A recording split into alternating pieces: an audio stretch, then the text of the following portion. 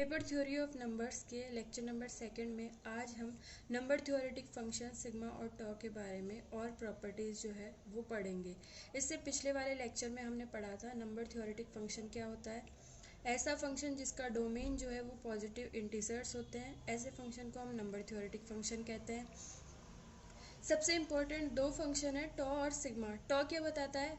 टॉ N का मतलब है एन के पॉजिटिव डिविजर्स धनात्मक विभाजकों की संख्या, इसको हम कहते हैं टॉ एन। सिग्मा एन क्या कहता है? जो डिविजर आपने टॉ एन में ढूंढे हैं उन डिविजर्स का अगर सम कर दो तो आपको क्या मिल जाता है? Sigma N. हमने और आगे पढ़ा था, एक थ्योरम पढ़ी थी जो ये कहती है यदि n का प्राइम फैक्टराइजेशन ये है तो इसका जो डिविज़र होगा d वो जो है इस टाइप का होगा। यानी आप इन सारे प्राइम्स का यूज़ करके d को भी लिख सकते हो, लेकिन जो पावर्स है वो चेंज हो जाएगी। वो जो है मिनिमम 0 से लेके मैक्सिमम के आई जो n में आ रही है वहाँ तक हो जाएगा। इसके बाद जो है हमने सिग्मा और टॉ के लिए दो फार्मूले पढ़े थे जो बड़े इंटीजर्स के लिए टॉ और सिग्मा कैलकुलेट करते टाइम बहुत ज़्यादा काम आते हैं। हमने पढ़ा था टॉ एन इज इक्वल टू होता है k1+1 into k2+1 and so on kr+1, और सिग्मा एन के लिए जो है इस तरह का फार्मूला हमें मिला था। ये फार्मूला कब एप्लीकेबल है? जब आपका एन का जो प्राइम फैक्टराइजेशन है वो इस टाइप का है तो टॉ और सिग्मा के लिए आपके ये फार्मूले बन जाते हैं जो कि टॉ और सिग्मा की कैलकुलेशन करने में बहुत ज़्यादा हेल्पफुल है। इसके आगे जो है हमने इस पे एक एग्जाम्पल भी पढ़ा था। अब आगे एक छोटा सा रिजल्ट है जिसके डेरिवेशन पे हमें ज़्यादा जाने की ज़रूरत नहीं है। ये कहता है हमने जो है हमें एक पॉजिटिव इंटीजर मिला एन मिला। हमने एन के डिविजर्स ढूंढ लिए डी। जब हमने उन डिविजर्स की संख्या कैलकुलेट की तो हमें मिल गया टॉ। टॉ क्या बताता है? इन डिविजर्स की संख्या को। और इन डिविजर्स का जब हमने सम कर दिया, योग कर दिया, तो हमें क्या मिल गया? सिग्मा। लेकिन आगे एक और बात है, अगर हम इन डिविजर्स का गुणा कर दें जिसको बोलते हैं प्रोडक्ट, और ये कैपिटल पाई से इसको डिनोट करते हैं, तो ये अगर हम इन डिविजर्स का गुणा कैलकुलेट करना चाह रहे हैं वो कितने के इक्वल होता है, उसका क्या फॉर्मूला होता है? तो फॉर्मूला दिया हुआ है, अगर हम डी एन के डिविजर है और इन डी का हम गुणा यानी प्रोडक्ट ढूंढ रहे हैं तो वो इक्वल होता है एन की पावर टॉ एन बटे 2। यानी कि जो डिविजर्स की संख्या है उसको आप आधा कर दो, डिविजर्स की संख्या टॉ एन होती है, उसको आप आधा कर दो और एन की पावर आप इतनी बढ़ा दो, तो ये जो कैलकुलेशन आपको मिलेगी ये क्या बताएगा? डिविजर्स का गुणा। तो हमने जो है एन के डिविजर्स की संख्या टॉ से निकाल लेते हैं, डिविजर्स का सम हम सिग्मा से निकाल लेते हैं, और डिविजर्स का जो प्रोडक्ट है उसका फॉर्मूला है एन की पावर टॉ एन बटे 2। ये आपको यहाँ ध्यान रखना है कि हम डिविजर्स जो है इंटीजर्स है उनका गुणा कर रहे हैं तो यहाँ पे हमें इंटीजर ही मिलेगा। ये जो पावर है ऊपर हमेशा या तो सम या तो टॉ एन आपको खुद ही सम दिया हुआ होगा, ताकि आप जब बटे 2 करोगे तो आपके पास एक प्रॉपर इंटीजर आएगा। अगर यहाँ पे बटे में आ जाता है टॉ एन अगर विषम है तो क्या होता है? एन जो है आपका स्क्वायर वाला इंटीजर होता है, जैसे 2 की पावर 2 हो गया, 4 का स्क्वायर हो गया, तो ये 2 जो है यहाँ पे बैलेंस हो जाता है। यहाँ पे आपको हमेशा इंटीजर ही मिलेगा। जैसे n इज इक्वल टू 16 कर लिया तो 16 को हम लिख सकते हैं 2 की पावर 4, और टॉ n कैलकुलेट करें तो क्या हो जाएगा? 4+1 यानी 5। इसके 5 डिविजर्स है, कौन कौन से है? 1 2 4 8 16। तो अगर हम इन डिविजर्स का गुणा निकालना चाहें तो फॉर्मूला क्या कहता है? n की पावर आप क्या कर दो? टॉ n बटे 2। तो 16 की पावर टॉ 16 बटे 2, तो टॉ 16 आपका कितना है? 5। तो ऊपर क्या आ जाएगा? 5/2। अब ये 5/2 आपको मिलेगा कैंसिल होके 2.5। तो हम इसको कैलकुलेट नहीं करेंगे, पहले ये जो बटे वाला 2 है इसको बैलेंस करेंगे। इसको बैलेंस करने के लिए हमने 16 को क्या लिख दिया? 4 का स्क्वायर। अब देखिए 4 का स्क्वायर और इसकी पावर 5/2, तो ये 2 से 2 बैलेंस हो जाएगा, आपके पास क्या आएगा? 4 की पावर 5। इसको आप कैलकुलेट कर लीजिए, 124 आएगा। तो ये जो है हम क्या निकाल सकते हैं? डिविजर्स का गुणा भी हम निकाल सकते हैं। आगे जो है वो एक छोटी सी डेफिनेशन है जो बहुत ज़्यादा इम्पोर्टेंट है। ये डेफिनेशन है मल्टीप्लिकेटिव फंक्शन। कोई भी फंक्शन जो है वो मल्टीप्लिकेटिव कब होता है और हम कहें तो वो गुणक कब होता है, ये एक फंक्शन की प्रॉपर्टी होती है। फंक्शन जो होता है एक सेट से दूसरे सेट में डिफाइन होता है, वो फंक्शन की प्रॉपर्टी को सेटिस्फाई करता है तो वो एक फंक्शन हो जाता है। अब वो फंक्शन होने के बाद मल्टीप्लिकेटिव होगा या नहीं होगा ये कैसे पता चलेगा? तो मल्टीप्लिकेटिव की डेफिनेशन क्या है? एक नंबर थ्योरेटिक फंक्शन f जो है, आपने पहले नंबर थ्योरेटिक फंक्शन लिया f, इसको हम मल्टीप्लिकेटिव कहेंगे अगर ये f आप निकालो m इंटू एन का, तो वो इक्वल आ जाए F M into F N का। यानी m इंटू एन का जब f निकाले वैल्यू, तो वो m और n के अलग अलग वैल्यू निकाले हुए कि गुणा के इक्वल हो। यानी f क्या कर रहा है, m और n पे डिस्ट्रीब्यूट हो रहा है।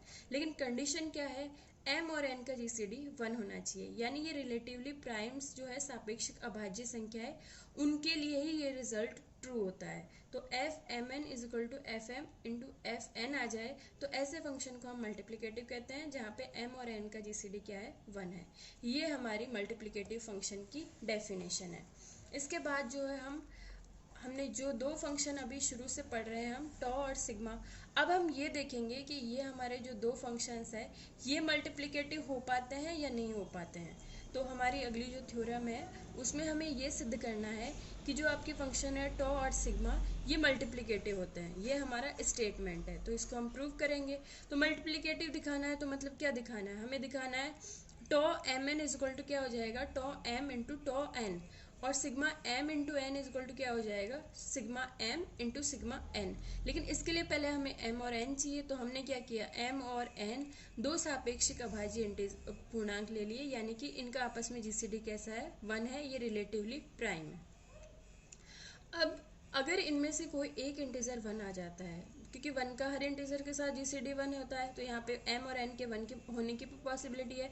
अगर m और n में से एक इंटीजर 1 होता है तो ये रिजल्ट वैसे ही प्रूफ हो जाएगा, क्योंकि उस केस में आप क्या करोगे, जैसे आपने निकाला यहाँ पे जैसे n 1 हो गया, तो आप क्या निकालोगे, टॉ m इंटू एन, और n 1 हो गया, इसका मतलब वो क्या आ जाएगा, टॉ m। तो आप उसको जो है आगे टॉ m गुणा 1 करके क्या लिख सकते हो, जैसे अगर आपका मान लो suppose n is equal to 1 हो गया, तो अब आपको निकालने को कहा जा रहा है टॉ m इंटू एन, तो इसकी वैल्यू क्या हो जाएगी, टॉ m, क्योंकि यहाँ पे n की वैल्यू क्या है, 1। इसको आप क्या लिख सकते हो, टॉ m गुणा 1, और यहाँ पे ये 1 को हम क्या लिख सकते हैं, टॉ n, क्योंकि अगर n की वैल्यू 1 है तो इसके लिए टॉ n भी क्या हो जाएगा, 1। तो आपने टॉ m इंटू एन को क्या लिख दिया, टॉ m इंटू टॉ n। तो इनमें से कोई एक भी इंटीजर अगर 1 हो रहा है तो ये रिजल्ट वैसे ही ट्रू हो जाएगा। हम वो केस देखेंगे जब m भी ग्रेटर देन 1 है और n भी ग्रेटर देन 1 है, यानी इनमें से कोई भी इंटीजर जो है वो 1 के इक्वल नहीं है। अब ये दोनों अगर ग्रेटर देन 1 है तो फंडामेंटल थ्योरम से हम इनका प्राइम फैक्टराइजेशन लिख सकते हैं। ये प्राइम्स की फॉर्म में लिखे जाएंगे या फिर खुद प्राइम होंगे। तो हमने m को लिखने के लिए तो p1 से लेके pr तक के प्राइम्स यूज़ किए हैं। इनकी जो भी पावर होगी उसको हमने k1 k2 kr नाम दे दिया। n को लिखने के लिए हमने q1 से लेके qs तक के प्राइम काम में लिए हैं, और इनकी पावर्स को हमने j1 j2 js नाम दे दिया। अब आप यहाँ पे एक ध्यान दीजिए, इन दोनों का ये क्या है, प्राइम फैक्टराइजेशन, लेकिन m और n का जीसीडी क्या है, 1 है। इसका मतलब यहाँ पे कोई भी प्राइम्स कॉमन नहीं होंगे, क्योंकि अगर दोनों में मैं कहूँ p1 is equal to qn है तो इसका जीसीडी क्या हो जाएगा, p1 हो जाएगा। लेकिन जीसीडी क्या माना है हमने, 1। इसका मतलब ये सारे प्राइम अलग है और ये सारे प्राइम अलग है, यानी कि कोई भी प्राइम pi जो है वो किसी भी प्राइम qj के इक्वल बराबर नहीं है। m का प्राइम फैक्टराइजेशन जो है वो भिन्न भिन्न अभाज्य संख्याएं हैं, इनके प्राइम फैक्टराइजेशन में जो काम आए हैं प्राइम्स वो सारे अलग अलग हैं, ठीक है। अब हमने m और n आपको मिल गया, अब हम क्या कर देते हैं, m into N, m into N करेंगे तो ये दोनों प्राइम फैक्टराइजेशन गुणा हो जाएंगे और एज इट इज आ जाएंगे, क्योंकि कोई भी प्राइम रिपीट नहीं हो रहा। तो रिपीट होता तो क्या करते, उसकी पावर बढ़ाते, लेकिन यहाँ तो ये सारे अलग अलग है, तो पहले इसको पूरा लिखेंगे और फिर बाद में इसको पूरा लिखेंगे। अब ये आपके पास m इंटू एन आ गया। अब हम अगर इस m इंटू एन का टॉ निकाले तो क्या होगा, ये m इंटू एन का प्राइम फैक्टराइजेशन हो गया। तो यहाँ से निकाले तो क्या हो गया, k1 प्लस 1 k2 प्लस 1, जो हमने कल लास्ट वाले लेक्चर में जो फॉर्मूला पढ़ा था वहाँ से निकाले तो क्या होगा, पावर p1 की पावर जो है k1 प्लस 1 k2 प्लस 1 और इसी तरह से kr प्लस 1। फिर अगले वाले प्राइम्स की शुरू हो जाएगा, j1 प्लस 1 j2 प्लस 1 और js प्लस 1।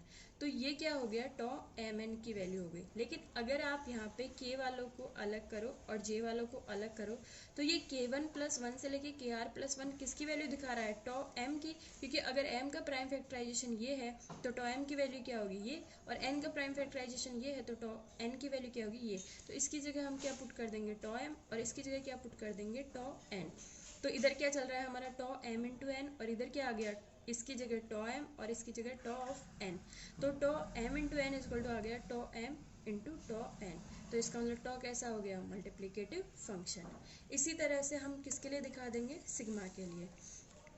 अब हमें m इंटू एन का प्राइम फैक्टराइजेशन तो मिल ही गया, अब यहीं से हम सिग्मा की कैलकुलेशन कर लेते हैं। तो मैं यहाँ पे सिग्मा m इंटू एन निकालना चाहती हूँ, तो फॉर्मूला क्या कहता है, p1 की power k1 plus one minus one upon p1 minus one. ये मैंने सिग्मा का फॉर्मूला लगाया है, और ये ऐसे करते करते pr के लिए आ जाएगा, फिर यहाँ पे q1 के लिए, और ये QS के लिए भी आ जाएगा। लेकिन अगर आप देखो तो ये P1 से लेके PR तक किसकी वैल्यू बता रहा है, सिग्मा n की, क्योंकि सिग्मा n क्या है, ये m का प्राइम फैक्टराइजेशन ये है, तो सिग्मा m क्या होगा, ये। तो यहाँ पे हमने इसकी जगह सिग्मा n रख दिया।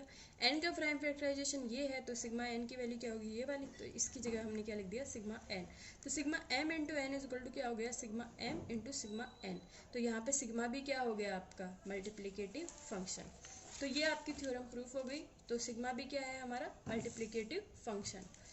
तो सिग्मा और टॉ जो है दोनों को हमने मल्टीप्लिकेटिव फंक्शन दिखा दिया। अब आगे जो है एक छोटी सी प्रमेयिका है, लेमा है, जो आगे वाली थ्योरम में हमें काम आएगी। तो इसको हम पढ़ लेते हैं। ये लेमा क्या कह रही है कि यदि m और n का GCD 1 है, तो m इंटू एन के जो पॉजिटिव डिविजर होंगे, धनात्मक विभाजकों के सेट में जो है वो क्या होंगे, d1 इंटू डी टाइप के डिविजर होंगे।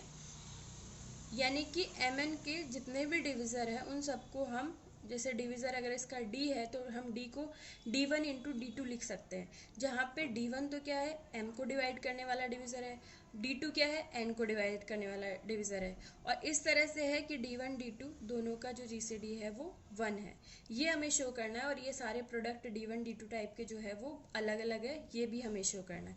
मतलब क्या हुआ, अगर आपका इंटीजर ही दो इंटीजर्स का गुणा है, और वो दो इंटीजर ऐसे हैं जिनका GCD 1 है, तो इसके जो डिविज़र होंगे ना, वो भी दो इंटीजर्स का गुणा होंगे, और ये इन दोनों के डिविज़र्स का गुणा होंगे। d1 क्या है, m का डिविज़र, d2 क्या है, n का डिविज़र। और इस तरह से होंगे कि अगर इन दोनों का GCD 1 है, तो डिविज़र्स का भी आपस में GCD क्या होगा, 1। ये हमें शो करना है। तो ये शो करने के लिए mn का GCD 1 है, तो हमने m और n दोनों को ग्रेटर देन 1 ले लिया, क्योंकि 1 के लिए तो ये रिजल्ट वैसे ही ट्रू हो जाएगा। इनमें से कोई भी अगर 1 के इक्वल हो जाता है तो ये रिजल्ट ट्रिवियली ट्रू हो जाएगा, उसको हमें एक्सप्लेन करने की ज़रूरत नहीं है, वो अंडरस्टूड है। लेकिन वो केस हम पढ़ रहे हैं जब m ग्रेटर देन 1 है और n भी ग्रेटर देन 1 है। दोनों ग्रेटर देन 1 है, तो हम क्या करेंगे, fundamental of theorem of arithmetics से इनका प्राइम फैक्टराइजेशन लिख लेंगे। m का प्राइम फैक्टराइजेशन लिखने के लिए मैंने p1 से लेके pr तक के प्राइम काम में लिए हैं, और ऊपर जो इनकी पावर्स है उनको k1 से लेके kr तक का नाम दे दिया। n का लिखने के लिए मैंने q1 से लेके qs तक के प्राइम काम में लिए हैं, और यहाँ पे j1 से लेके js तक की इनकी पावर्स को हमने नाम दे दिया। ये m और n का प्राइम फैक्टराइजेशन है। m और n का GCD क्या दिया हुआ है, 1। तो m और n का GCD 1 है, इसका मतलब है इनमें ये जो इधर वाले और इधर वाले दोनों प्राइम जो है वो अलग अलग है, यानी कोई भी pi किसी भी qj के इक्वल नहीं है, ये सारे प्राइम्स अलग अलग है। तो हम यहाँ पे क्या करेंगे, m इंटू एन कर लेंगे। तो m इंटू एन कर लेंगे तो ये पूरा फैक्टर इससे गुणा हो जाएगा, क्योंकि कोई भी प्राइम रिपीट तो हो नहीं रहा, सेम नहीं है, इसलिए पहले इसको एज इट इज़ लिखेंगे और फिर इसको एज इट इज़ लिख लेंगे। अब देखिए, हमने एक थ्योरम पढ़ी थी, अगर आपका n जो है वो इस टाइप का है, p1 की पावर k1, p2 की पावर k2, pr की पावर kr, तो इसका जो डिविज़र है वो किस टाइप का होगा, p1 की पावर a1, p2 की पावर a2, pr की पावर ar, जहाँ पे ai की वैल्यू जो है लेस ग्रेटर और इक्वल 0 होती है, और लेस और इक्वल होती है ki। तो ये वाला जो रिजल्ट हमने पढ़ा था थ्योरम, वो हम यहाँ पे mn पे लगाएंगे। अगर mn का प्राइम फैक्टराइजेशन ये है, तो इसके डिविज़र किस टाइप के होंगे, ये सारे प्राइम यहाँ पे, मतलब इसके डिविज़र को भी हम इन सब प्राइम्स की फॉर्म में लिख सकते हैं। तो ये सारे प्राइम हम लिख लेंगे डिविज़र के लिए, और पावर्स हमें नहीं पता है एग्जैक्ट, जो mn में है वही आएगी। तो पावर्स को हमने क्या किया, a1, a2, ar, और q वालों के लिए b1, b2, bs नाम दे दिया। और हमें पता ही है कि जो ai वाले हैं उनकी वैल्यू 0 से लेके ki तक हो सकती है, और जो bi वाले हैं उनकी वैल्यू 0 से लेके ji तक हो सकती है, जो कि मैक्सिमम mn में आ रही है। तो ये हमने डिविज़र को लास्ट वाली थ्योरम से जो हमने पढ़ी थी उससे हमने इसको डिविज़र को लिख लिया। ये हमने इसको करके यहीं पे इक्वेशन नंबरिंग कर दी। अब देखिए अगर m और n का प्राइम फैक्टराइजेशन ये है तो m के डिविजर किस टाइप के होंगे, p1 से लेके pr तक पावर्स a1 से ar हो जाएगी, वैल्यू क्या होगी a की 0 से ki। और n का प्राइम फैक्टराइजेशन ये है तो उसी थ्योरम से n के जो डिविजर होंगे वो इस वाली फॉर्म के होंगे, q1 से लेके qs तक पावर्स b1 से लेके bs तक। और यहाँ पर जो m का डिविजर है उसको हमने d1 नाम दे दिया, m जो n का डिविजर है उसको d2। अब देखिए ये जो mn का डिविजर है उसमें हम p1 से लेके pr तक की वैल्यू d1 रख सकते हैं, q1 से लेके qs तक की वैल्यू d2 रख सकते हैं। तो हमारा रिजल्ट क्या आ जाएगा, d is equal to d1 into d2। यानी जो dmn का डिविजर है वो किस वाली फॉर्म का है, d1 इंटू d2, जहाँ पे d1 किसका डिविजर है, m का, और d2 किसका डिविजर है, n का। ये एक बात हो गई। उसके बाद जो है हमें दूसरा क्या शो करना था, d1 d2 का जीसीडी 1 है। अब आप देखिए हमने पहले ही कहा था कि mn का जीसीडी 1 है तो ये वाले सारे प्राइम इन वाले सारे प्राइम से अलग है। d1 और d2 में भी तो यही तो प्राइम्स आ रहे हैं, तो अगर इन प्राइम्स में कोई प्राइम कॉमन ही नहीं है तो इन d1 और d2 का जीसीडी क्या होगा, 1, क्योंकि सभी प्राइम qi pi और qj जो है वो भिन्न भिन्न है।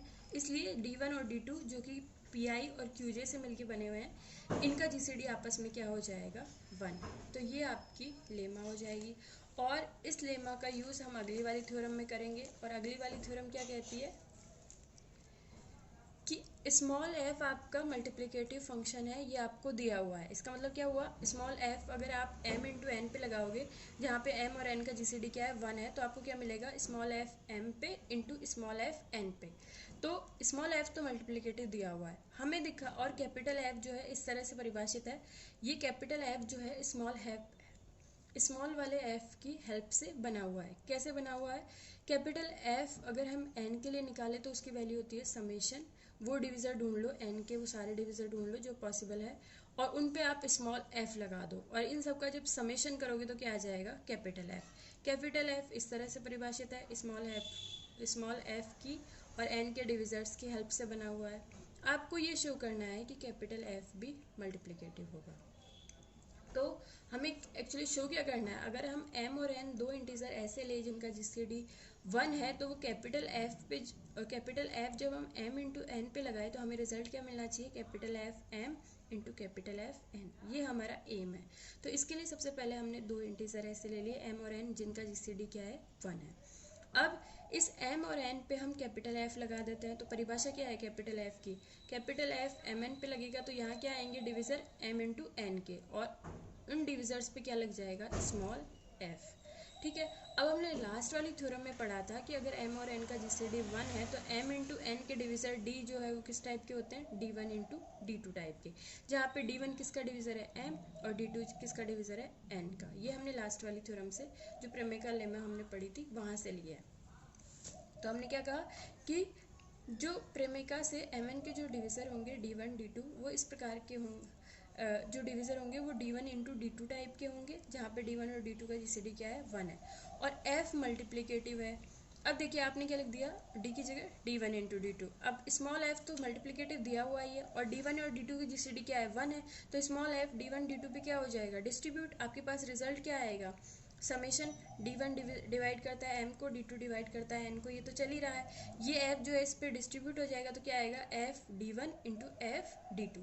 अब हम इस समेशन को दो पार्ट्स में कर लेते हैं, d1 वाला समेशन अलग लगा लेते हैं और d2 वाला अलग लगा लेते हैं।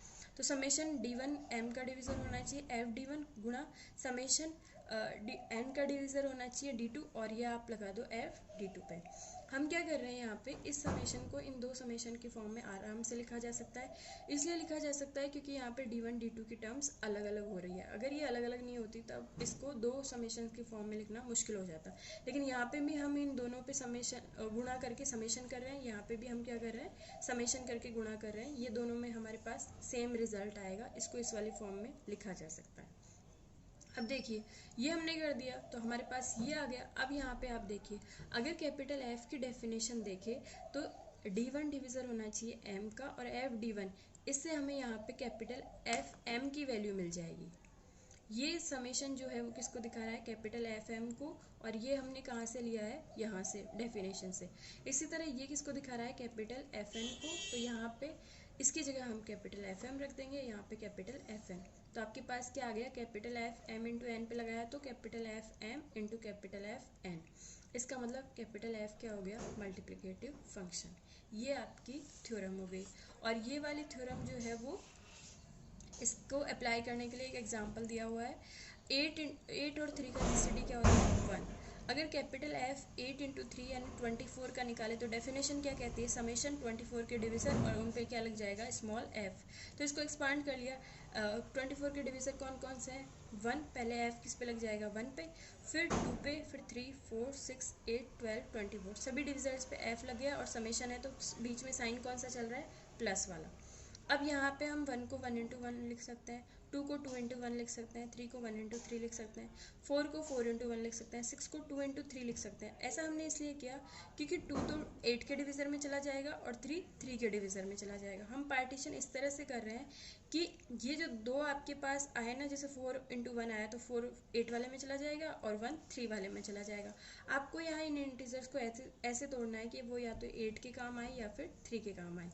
12 को हमने क्या लिखा, 4 इंटू 8 को हमने लिखा 8 इंटू 1, 12 को हम 4 इंटू 3 लिखेंगे ताकि 4 तो ये, वैसे हम यहाँ पे इसको 6 इंटू 2 भी लिख सकते हैं लेकिन 6 इनमें से किसी के काम नहीं आएगा, तो हम 12 को क्या लिखेंगे 4 इंटू 3 ताकि 4 8 वाले में काम आ जाए और 3 3 वाले में काम आ जाए।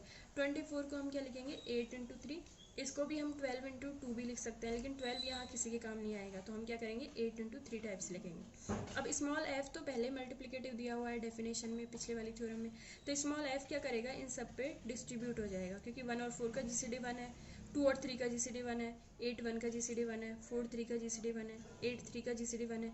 इन सब जो गुणा है आपस में इन इंटीजर्स का जीसीडी 1 है, तो इन सब पे एफ क्या हो जाएगा, डिस्ट्रीब्यूट। तो एफ 1 इंटू 1 को क्या लिख लिया, F1 into F1, F2 into F1, F1 into F3, इनको हमने जो है एफ डिस्ट्रीब्यूट करवा लिया। अब हम यहाँ पे क्या कर रहे हैं, F1 जिन जिन में कॉमन है वो सारे मैंने कॉमन ले लिए, तो F1 कॉमन लेंगे तो आपके पास क्या आएगा, F1 प्लस F2 और प्लस F4 और यहाँ पे प्लस F8। मैंने F1 वाली वो टर्म्स ली है जो 8 के डिविज़र है, जैसे मैंने इसमें से F1 कॉमन लिया, इसमें से लिया, इसमें से नहीं लिया क्योंकि ये 8 का डिविज़र नहीं है।